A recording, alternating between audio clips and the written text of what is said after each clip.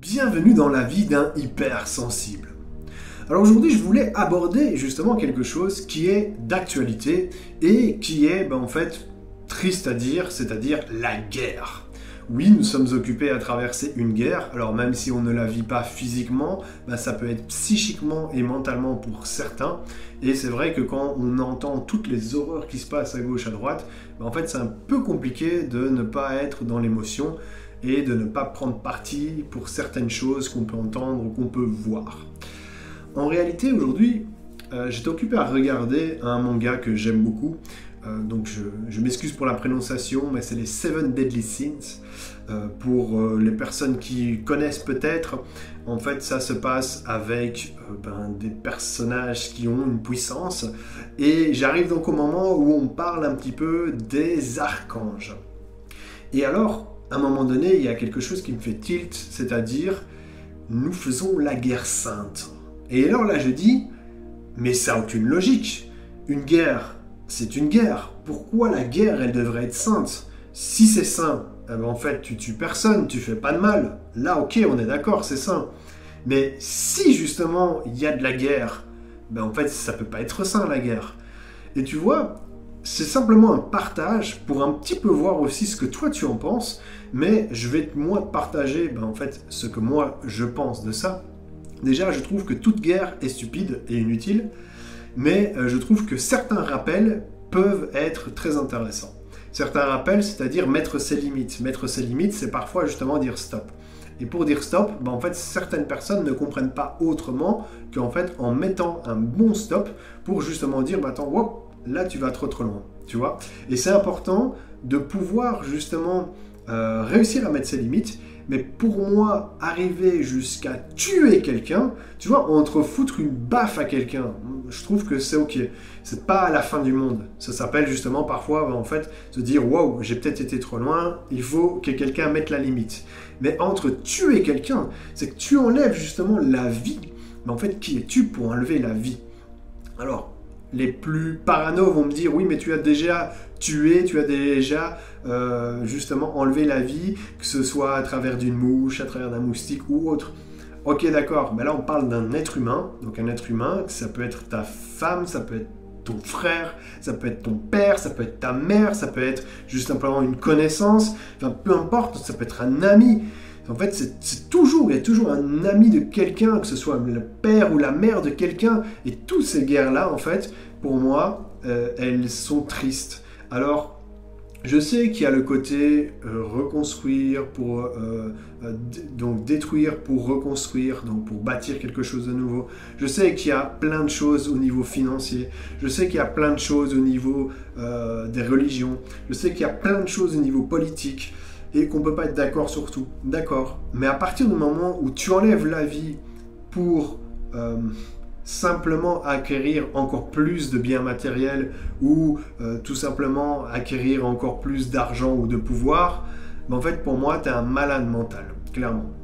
Et je sais pas ce que je ferais, ça m'est jamais arrivé, mais si effectivement je vois quelqu'un qui arrive pour simplement venir me tuer à moi ou ma famille, je pense, et j'en suis pratiquement sûr, que je me protégerai. Et si ça doit être lui ou moi, ce sera lui, parce que c'est l'instinct de survie. Mais tu vois, il y a des circonstances. Et nous, ici, ce qu'on fait, c'est qu'on met les gens dans l'inconfort, dans la peur, dans la terreur. Et après, en fait, on va dire, oui, mais ça, c'est de ta faute, parce que t'avais qu'à aller à l'église, t'avais qu'à en fait être plus religieux, t'avais qu'à en tout cas faire plus attention. Et à force de mettre la culpabilité sur les gens, en fait, on crée du doute, on crée justement des angoisses, on crée du mal-être, et ça nous donne tout simplement envie d'être malheureux, d'être mal, et on pète un câble à un moment donné, et c'est ce qui arrive justement à la guerre. Ça veut dire que quand tu n'as plus aucune limite, quand tu n'as plus aucun sens, quand tu n'as plus finalement aucune humanité, en fait tu arrives à un moment donné où tu tues, et tu penses que tu as la solution et que c'est la dernière chose que tu peux faire, c'est-à-dire enlever la vie de l'autre personne. Comme j'ai dit, il n'y a pas de recette miracle, ça a toujours existé. Si on regarde au niveau des samouraïs, ils s'entretuaient déjà, mais c'était encore pire parce qu'en fait ils décapitaient, et puis tu avais justement les samouraïs, ils avaient le droit de vie et de mort sur toi. Ils te tranchaient en fait, donc ça fait beaucoup plus mal que si tu reçois, on va dire, une balle en pleine tête, parce que bon, si tu as la balle et que tu es toujours vivant, ça peut faire très très mal aussi. Et je pense que depuis tout le temps, que ce soit même à l'époque des Romains ou autres, on se battait, on se protégeait, que ce soit avec les boucliers, les armes, les épées, les flèches que tu pouvais recevoir.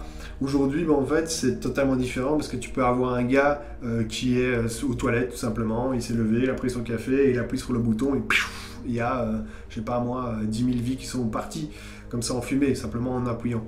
Donc, bien sûr, ici, je fais une caricature, mais c'est important de savoir que la guerre actuelle, elle est plutôt mentale. Et ça va jouer justement sur ton bien-être intérieur et sur ce que tu vas pouvoir après vibrer autour de toi. Et pour moi, il n'y a pas de guerre sainte, il n'y a pas de guerre... une guerre, c'est une guerre en fait. Il n'y a pas de bonne guerre. Voilà. Quand on dit c'est de bonne guerre, non, il n'y en a pas. Pour moi, il y a justement réussir à mettre ses limites. Et là, effectivement, il risque d'avoir un conflit. Mais entre un conflit et faire une guerre, tu sais quand elle commence, parce que une fois qu'elle est commencée, elle est commencée. Par contre, tu sais jamais quand elle se termine. Et ça peut durer pendant des décennies, comme ça peut durer pendant encore plus longtemps. On voit bien ce qui se passe avec Israël et la Palestine et tout ça. Ça dure déjà depuis plusieurs décennies. Et moi, je trouve que c'est triste, que ce soit d'un côté ou que ce soit dans l'autre. En fait, c'est triste des deux côtés. Bien sûr, tu vas toujours avoir tendance à te dire, voilà, lui il a rien, il y en a qui se battent à la fourche et l'autre ils se battent avec les AK-47, forcément, si tu as un peu de cœur, tu vas dire, en fait c'est injuste. Donc si c'est injuste, tu risques de tout simplement à un moment donné prendre parti. Je pense que prendre parti fait partie de la vie, mais ça ne veut pas pour autant dire que tu es contre tout ce que l'autre y fait. Et moi, je trouve qu'en tout cas, à l'heure actuelle, on nous demande tellement de prendre parti. On nous a demandé de prendre parti quand il y a eu le Covid. On nous a demandé à prendre parti est-ce que tu étais pour ou contre le vax. On nous a demandé de prendre parti en fait entre ok, tu restes à la maison donc t'es pas bon. Par contre, si tu commences à faire plein d'autres choses, t'es complotiste. Et en fait, on a tellement eu de commencer à prendre parti qu'on n'ose plus rien dire. Je trouve que le plus important, c'est de réussir finalement à être qui tu es, à des choses que tu rayonnes. Moi, j'ai pu parler à des personnes qui sont fait vacciner et qui sont juste géniaux. C'est-à-dire qu'ils me font toujours rire. Quand je les vois, en fait, ils sont... j'adore leur philosophie. Je trouve que, voilà, il y a plein de choses qu'on n'est pas d'accord, mais je trouve qu'il y a certains points, je leur donne tout à fait d'accord et c'est des bons vivants. Donc, parfois, ils agissent un petit peu plus terre à terre que juste être trop dans le spirituel. Donc pour moi, c'est vraiment un équilibre entre les deux. Et puis tu vas avoir des personnes qui ne sont pas fait vax, et c'est en fait les pires connards que j'ai pu entendre. Ils sont un peu dans l'extrême, il n'y a que eux et leur philosophie. Enfin, bref, tu vois, donc il y a vraiment un peu de tout. Et je pense qu'il faut toujours avoir son avis. Pour moi, c'est important. Et quand tu vas donner ton avis, forcément, il va y avoir des gens qui vont pas être d'accord avec toi, mais tu l'assumes. Moi, par exemple, je suis pas pour du tout. Encore moins pour les enfants. J'ai vraiment beaucoup travaillé sur moi et je me dis, en fait, les adultes, ils font ce qu'ils veulent finalement, voilà. Par contre, tu vois, ça pose un petit peu problème parce que c'est vrai que quand je rencontre une personne qui peut m'intéresser, mais qui justement a fait le vaccin et qui, moi, est pas fait, je suis pas pour. Mais en fait, tu vois, déjà là, ça met un peu une distance. Donc moi-même, j'en suis conscient. Je peux parler, mais tu vois, bâtir une relation, c'est encore un autre sujet. Je trouve que c'est encore plus approfondi. Et donc finalement, c'est une guerre intérieure aussi entre toi et toi, entre qu'est-ce que tu acceptes ou qu'est-ce que tu n'acceptes pas, où tu mets tes limites, où tu dis stop, où tu te plies et tu avances comme tu l'as fait jusqu'à présent. Et pour moi, en fait, c'est important finalement d'assumer ses choix. Et quand tu vas assumer tes choix, tu vas laisser l'opportunité aux autres aussi d'assumer ses choix à eux. Et comme je t'avais dit, on ne peut pas être d'accord sur tout, et on ne le sera pas également sur tout, mais pour moi, c'est important finalement de réussir à garder ton identité, ta personnalité, et te dire, bah voilà, peut-être que là j'ai merdé. Oui, je dis que peut-être ça c'était la meilleure solution, et puis bah, en fait tu te rends compte que bah ouais, bah, ce que j'ai dit c'était pas totalement logique, et j'aurais peut-être dû me renseigner un peu plus avant de le dire. Mais sur l'instant même, sur l'instant T, bah, c'était mon choix. C'était le choix du quoi? C'était le choix du cœur. Et pour moi, le choix du cœur, c'est ce qui va pouvoir justement bah, sauver à travers cette guerre. Il y a des artistes qui soient, peu importe, vraiment, je vais essayer de pas dire de pays, peu importe vraiment, voilà, peu importe l'artiste, mais dans les pays qui sont en guerre, il y a des artistes de dingue, des artistes musicaux, des artistes théâtrales, des artistes de peintres, des artistes de vie, et ils te transmettent finalement une émotion, un savoir, une bonté, une paix intérieure, plein de choses. Et moi, j'écoute des artistes qui beaucoup sont musicaux, et clairement, ils traversent un peu des moments difficiles entre ce qui se passe pour situer entre la guerre et l'Ukraine. Et voilà, ils sont pas d'accord avec ce qui se passe en Russie, comme les Russes sont pas d'accord avec ce qui se passe en Ukraine. Et honnêtement, ben, je les comprends, mais c'est pas moi qui vis ça. C'est-à-dire que je vais pas commencer à prendre parti parce qu'en fait, non, toi t'es ukrainien, j'aime pas, non, toi t'es russe, j'aime pas. Non, non, j'essaie de regarder la personne dans son individualité et de me dire, ok, toi ce que tu partages, je trouve que c'est magnifique. Et si justement, ben, en fait, t'as difficile avec ce qui se passe, ben, en fait, je te comprends. Parce que c'est ton pays, peut-être que justement, ben, en fait, t'as dû partir de force parce que tu n'avais pas le choix, parce qu'en fait, il y avait tout qui était bombardé. Et donc, je peux comprendre que tu vis quelque chose de différemment. Mais nous, toi, en tant qu'individu, en fait, tu vis pas ça. Tu vis effectivement, en fait, plein de personnes qui arrivent et en fait, on t'impose plein de choses. Mais en même temps, c'est à toi à mettre tes limites, à savoir faire tes choix, à savoir dire oui et à savoir dire non. Et pour moi, l'humain, dans son individualité, il est unique. Et s'il est unique, ben justement, ça va te permettre de pouvoir grandir, de pouvoir échanger avec une personne que tu pensais totalement différente et que finalement va t'apprendre et tu vois que tu as plein d'autres choses qui sont identiques. Tu peux par exemple en fait pas être d'accord sur, je ne sais pas moi, on va prendre un truc très très grave, sur l'obligation vaccinale et en même temps être d'accord sur que la famille soit importante, que en fait c'est important d'avoir une stabilité, que c'est important de respecter sa femme ou son compagnon, son homme. Voilà, tu vois, c'est important de respecter les animaux. Donc tu vois, on peut avoir plein d'autres sujets et avoir en fait des situations qui sont pas ok. Et comme j'ai dit, c'est normal, l'être humain il est comme ça et on apprend en fait de tout le monde. Maintenant, c'est à toi à savoir en fait saisir ton choix, cette opportunité, dire ce que tu as à dire, ne pas l'imposer. Alors, moi j'essaie toujours de ne pas imposer, j'essaie de le dire une fois, deux fois, trois fois, parfois j'insiste parce que je me dis mais non, mais en fait surtout quand c'est des amis ou la famille, tu dis mais non, mais ouvre tes yeux quoi, enfin tu vois c'est là devant toi. Mais combien de fois, moi ça m'est pas arrivé, on me disait des choses et je dis mais en fait t'as rien compris. Et avec le recul, moi j'avais rien compris. Mais j'arrivais pas à comprendre ce qu'on essayait de me dire. Avec toute la bonne foi, avec toute la bonne volonté, mais en fait j'arrivais pas à comprendre. Et les voyages, en fait, m'ont ouvert. Les voyages m'ont appris beaucoup de choses. Moi, et quand j'avais 17 ans, donc j'étais venu en Belgique, 17-18 ans, je sais plus, et je suis arrivé dans les quartiers, je sais pas si tu connais un petit peu le Carré à Liège, donc c'est là où on fait bien la teuf, où on fait bien la soirée, et en fait, moi je cherchais du travail, je savais même pas en fait que c'était quoi le Carré, et donc j'ai été donné quelques CV. Et à un moment donné, en fait, il y a deux gars qui passent, et il y en a un qui me regarde comme ça, et il me crache à la gueule, et il me fait « Paf, fils de... » Et tu connais le reste. Et en fait, ça m'a choqué, parce que moi, j'étais hyper ouvert à tout le monde. Et là, en fait, il faut savoir que c'était une personne maghrébine. Et en fait, ça m'a choqué, et directement, en fait, je me suis fermé, j'ai été raciste, et j'ai dit « Bon, voilà, je déteste les Marocains. » Et en fait, je savais même pas s'il était algérien, s'il était marocain, enfin bref.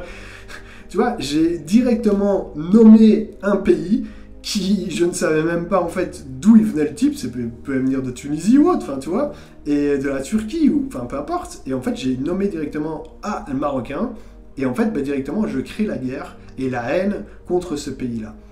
Alors que non, c'était juste un individu qui était con, qui était peut-être bouleversé, peut-être qu'il avait vécu quelque chose de mal, je sais pas, mais en fait ce qu'il a fait, ça se faisait pas, voilà. Et il a voulu libérer sa colère, et moi en fait j'ai rien su faire. Je me suis réfugié dans un coffee shop alors que vraiment, parce que je me dis putain je vais me faire défoncer la gueule, je sais pas où je suis, et, tu vois le quartier il semblait un peu louche et tout le bazar, et en fait je m'en suis voulu et j'ai dit en fait c'est quoi, allez tous vous faire foutre. Et donc j'ai fait une globalisation. Il faut savoir que moi j'avais vécu au Portugal, et en fait les personnes qui venaient, donc on les appelait les vendeurs de tapis, s'ils venaient vendre des tapis. Et donc toutes les personnes maghrébines vendaient des tapis, ils étaient super souriants, super cool. Et en fait pour moi c'était des vendeurs de tapis, quoi, tu vois, c'était mon monde, c'est ce que je connaissais. Et puis il y a eu cet individu qui est venu et qui m'a attaqué. Et en fait j'ai eu plein de colère et plein de haine contre ces gens-là. Donc après je me suis plus jamais laissé faire. Je suis devenu limite un petit peu raciste, mais j'essaie toujours de garder mon ouverture d'esprit. Et je me disais, ouais, non, mais en fait, c'est tous des pain, et des gros mots en veux-tu, en voilà. Et puis, à un moment donné, j'ai commencé à bosser, et j'ai commencé à bosser avec, justement, des Marocains, des Algériens, des Tunisiens, des Turcs ou autres, enfin bref, il y a vraiment un peu de tout. Mais en fait, ils sont géniaux.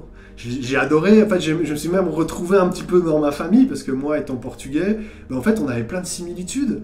On avait quand même les valeurs au niveau familial, on savait que la famille... Hop, excuse-moi. On savait que la famille était importante. Ok, ça revient. On savait que la famille était importante, on savait que c'était important de, justement, d'avoir ces valeurs, d'avoir l'engagement. On savait qu'il y avait finalement des cons comme partout, mais qu'en fait, on avait quand même ce respect aussi pour les religions, pour les personnes, pour les personnes âgées. Et en fait, je me suis dit, waouh, ok, il m'a fallu cette expérience pour comprendre qu'en fait, j'étais moi-même occupé à alimenter la haine, la guerre et le racisme pour, en fait, comprendre que finalement, c'était juste un individu qui était totalement con et qui, en fait, avait réagi avec son émotion. Et moi aussi, j'ai fait des choses qui ont pu blesser plein d'autres personnes, tu vois. Et donc, pour moi, j'essaie toujours de regarder la personne dans son individualité. Par contre, j'ai pas peur de dire à quelqu'un, non, t'es con. T'es con parce que c'est toi qui es le con. Mais c'est pas pour ça que je vais le haïr et que je vais vouloir le tuer.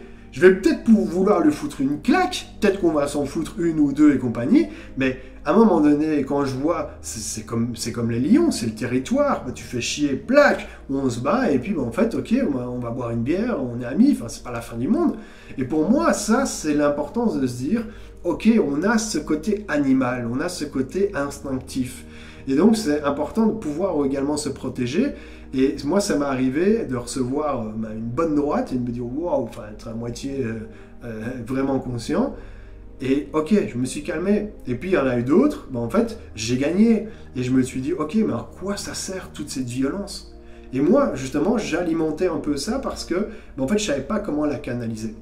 D'ailleurs, les sports de combat m'ont vraiment beaucoup aidé parce que ça m'a aidé à canaliser. Et j'ai fait j'ai fait également des belles rencontres parce que en fait, j'ai connu des personnes qui étaient là et qui aujourd'hui d'ailleurs persistent. D'ailleurs, Redouane, si tu regardes cette vidéo, donc Redouane c'est qui? C'est un professeur de Krav Maga, donc j'ai fait environ 3 ans de Krav Maga. Et donc il a pu vraiment développer son rêve. Et il continue, et aujourd'hui, en fait, il enseigne que ce soit à des enfants, à des ados, à des adultes, et je trouve ça beau. Je trouve ça beau parce que dans le sport de combat, tu arrives à canaliser, tu arrives justement à pouvoir, en fait, contenir toute cette guerre que tu as envie de faire, la canaliser à travers taper dans les sacs de Pao, à travers de voir qu'il y a une philosophie derrière.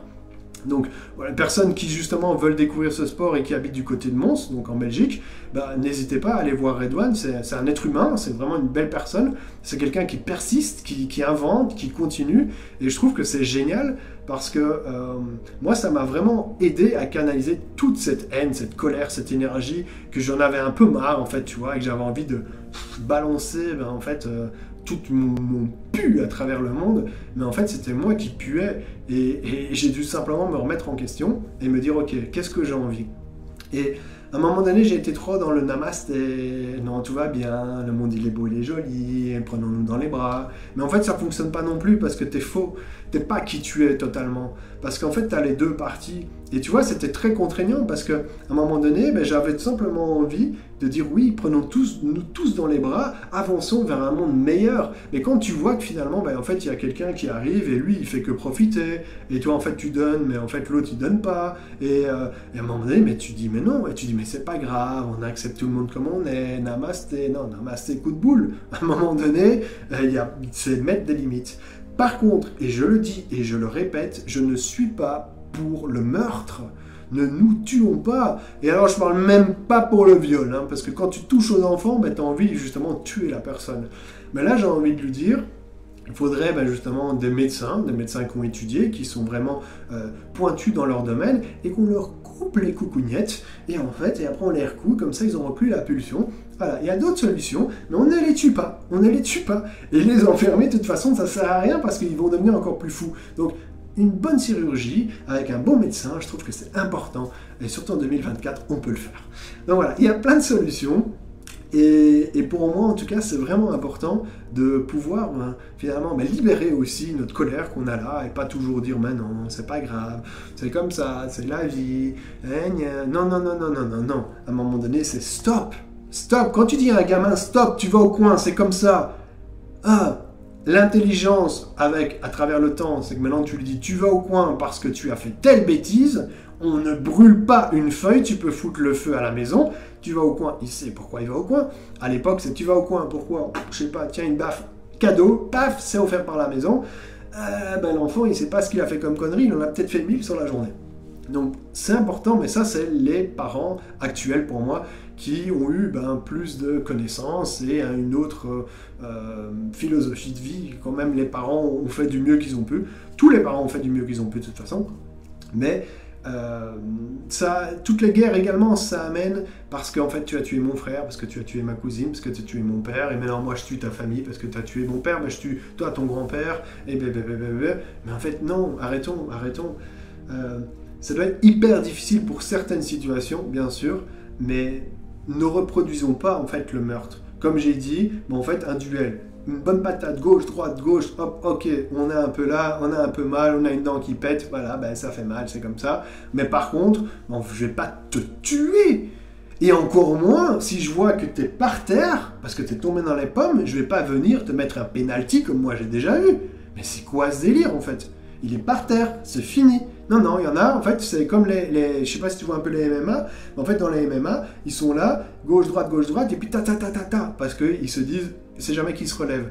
Mais non, à un moment donné, c'est stop. Et là, tu vois vraiment le côté animal, où tu as l'arbitre qui est là et qui te fait stop, parce que là, tu vas le tuer, quoi. Donc, toute cette guerre est difficile parce qu'on a finalement ces émotions à l'intérieur de nous, et ces émotions, elles peuvent être accumulées, comme elles peuvent être justement destructrices parce qu'on se détruit, alors on prend des pilules pour justement oublier. Ça fonctionne pas, certains ça va être le joint, puis tu vas aller dans l'alcool, et puis tu vas faire un mix des deux et des trois, puis tu vas prendre des drogues, et puis tu vas aller toujours plus en plus loin, mais en fait tu auras toujours cette colère et cette haine. Et dès que ça va pas aller, tu vas prendre un truc, et il n'y a que comme ça que je sais m'exprimer. Mais non, là, en fait, tu perds toutes tes neurones, et en fait, tu deviens finalement un légume qui s'exprime, mais avec ton côté animal. Donc voilà, pour moi, en tout cas, c'était important de faire cette vidéo-là, parce que peut-être que tu es comme moi, hypersensible, et que tu ressens un peu tout. Et si tu sais pas justement gérer tes émotions, je t'invite à simplement venir m'en parler. Parce que en fait, moi, c'est ce que j'ai traversé pendant des années. Et ça m'a permis justement de comprendre surtout le sport, de vider tout ça. Et à un moment donné, j'ai arrêté le sport. Et en fait, je comprenais pas pourquoi. En fait, j'étais pas bien. Parce qu'en fait, le sport, il te libère, que ce soit au niveau des toxines, que ce soit au niveau des mémoires, que ce soit au niveau en fait de ton alimentation toxique qui est là et qui t'englue, et que ce soit au niveau des alcools intensifs. Et tout le monde doit réussir à faire en fait de sa vie un équilibre. Et encore, ça sera un autre sujet, parce qu'en fait l'équilibre constant pour moi n'existe pas. Mais ça veut dire ne pas exagérer, boire toute la semaine, et puis te dire ok, j'arrête. J'arrête quand? Maintenant j'arrête déjà pas, mais on va dire j'arrête un jour semaine. Et encore je suis gentil. Et tous les jours, tu vas avoir soit en fait l'alcool, mais ça peut être la bouffe aussi, hein, donc le chocolat, les chips, je sais de quoi je parle moi aussi. Et tu vois, ces dernières années, j'ai pris beaucoup de bides, parce qu'en fait, j'adore les chips, j'adore le chocolat, enfin, c'est trop excellent. Et donc, pour une petite récompense, oh bah tiens, j'ai fait ça, hop, petit chips, petit chocolat. Et le tout, c'est de réussir à trouver son équilibre. Et clairement, à un moment donné, j'ai totalement arrêté de manger de la viande. Aujourd'hui, en fait, je me permets, si mon corps en a envie de manger, mais j'essaye de manger peut-être un peu plus de la volaille ou de ce que j'adore, donc des filets de dinde. Mais c'est quand j'en ai envie, et c'est rare. Mon corps a refusé la viande de jour au lendemain.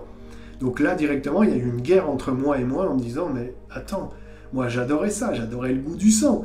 Et puis à un moment donné, en fait, mon corps il me dit non, mais c'est quoi ce délire? Pour moi, en fait, la guerre c'est ça. C'est avec où on va mettre notre limite et quel est le délire qu'on va suivre. Est-ce qu'on va suivre le délire d'un puissant, d'un politicien, d'une personne qui te dit de faire ça, ou tu vas mettre ta limite? Tu vois, moi, si tu me dis d'aller faire la guerre, je te dis non. Ah ben, t'iras en prison. Ben, mets-moi en prison. Qu'est-ce que je m'en fous? J'ai pas envie de commencer à tuer mes cousins, mes cousines, mes frères et mes sœurs. C'est quoi le délire? Non, il n'y a aucune délire. Par contre, je mets mes limites. Et tu vois, il y en a beaucoup qui ont essayé, que ce soit chez Gabala ou autre, à un moment donné, en fait, ça part d'une bonne intention, mais c'est guerre contre guerre. Et là, c'est très compliqué. Puis tu as Bouddha qui a essayé, Bouddha Gandhi qui a essayé de faire la guerre pacifiste en ne plus mangeant et en ne faisant rien. Mais là, encore une fois, ça ne fonctionne pas parce qu'à un moment donné, on te tue.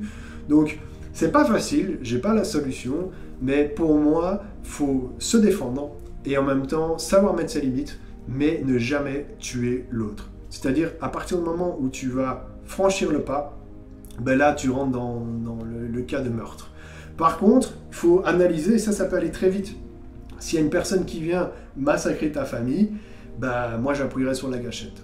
Parce que je suis contre tout ça, mais en fait, c'est moi ou toute ma famille.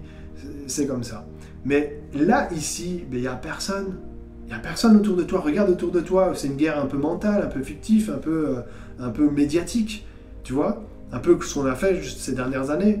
Donc, à un moment donné, dis-toi, qu'est-ce que tu as envie? Est-ce que tu as envie de mettre la colère et la haine en disant que c'est la faute des chômeurs, la faute des étrangers, à la faute de tous ceux qui viennent gratter le système? Ouais, mais non, mais c'est comme ça. Enfin, à un moment donné... c'est là, c'est imposé, t'as pas le choix, donc tu dois faire avec, et à un moment donné, tu dialogues. Et je sais que c'est pas facile, je sais que parfois, en fait, tu dois mettre des limites, mais vraiment la limite, c'est discute, discute, discute, discute, discute, viens en main s'il le faut, si vraiment il le faut, et puis en fait, à un moment donné, pars si tu peux partir. Si t'as vraiment pas le choix, si c'est ma vie contre ta vie, en fait là, c'est différent, c'est ma vie contre ta vie. Par contre, sinon de reste, ça ne sert à rien. Pour moi, toute guerre est inutile. Pour moi, toute violence, finalement, est vraiment humaine. Voilà, je ne peux pas le dire autrement, c'est vraiment humain, c'est animal déjà. À la base, c'est animal, mais on est censé être des humains pour avoir un petit peu évolué, mais bon, on va dire qu'on garde ça, donc c'est comme ça. Et il n'y a pas de solution contre la guerre. Pour moi, ça existera tout le temps. Tout le temps, tout le temps, tout le temps. En revanche, essayons de vivre notre vie de la meilleure façon possible, c'est-à-dire essayons de vivre la vie plus en paix, plus dans le bonheur, plus dans le calme. Profitons des moments avec les gens qu'on aime, profitons de la nature qu'on a encore, profitons en fait des petites choses qu'on peut encore faire librement, je mets entre parenthèses parce qu'on est vraiment surveillé de partout, mais profitons de ces petites choses parce que c'est ça qui va justement amener le monde de demain. Et si aujourd'hui, en fait, tu veux montrer l'exemple à ton enfant, à ton neveu, à un enfant que tu connais, peu importe, tu dois réussir justement à être qui tu es et à savoir mettre des limites. Et j'ai fait une vidéo justement il n'y a pas longtemps sur toute cette folie d'identité qui pour moi justement amène une autre guerre, c'est-à-dire une guerre de clans, une guerre de non, moi je suis un homme, moi je suis une femme, moi je suis un panda, une guerre identitaire. Et pour moi, justement, à un moment donné, tu dois être qui tu es et affirmer tes idées, sans les imposer totalement aux autres, mais en affirmant, voilà, moi c'est comme ça que je pense. C'est comme ça. Après tu le prends pas, merci, au revoir. Mais c'est comme ça. Et je trouve que ça est très important en tout cas de tenir son idée, parce que sinon, on se fait écraser. Et si on se fait écraser, on est à nouveau en guerre. Et à un moment donné, savoir dire stop, c'est savoir mettre ses limites. Savoir mettre ses limites, c'est tout simplement se respecter. J'espère que ça t'aura simplement ouvert un petit peu d'autres voies, d'autres portes, avec une autre ouverture d'esprit par rapport à la guerre. Et comme j'ai dit, je ne suis pas pour la guerre, mais surtout respectez-vous et restez dans la joie et le bonheur. Essayez au maximum de vivre votre vie parce que la vie elle passe vite les amis. Et je trouve que c'est beau de pouvoir simplement s'exprimer, être avec soi, être avec les gens qu'on aime. Et surtout, l'amour, si tu y as goûté, tu sais que c'est magnifique. Je t'embrasse et je t'envoie plein d'amour. À très vite.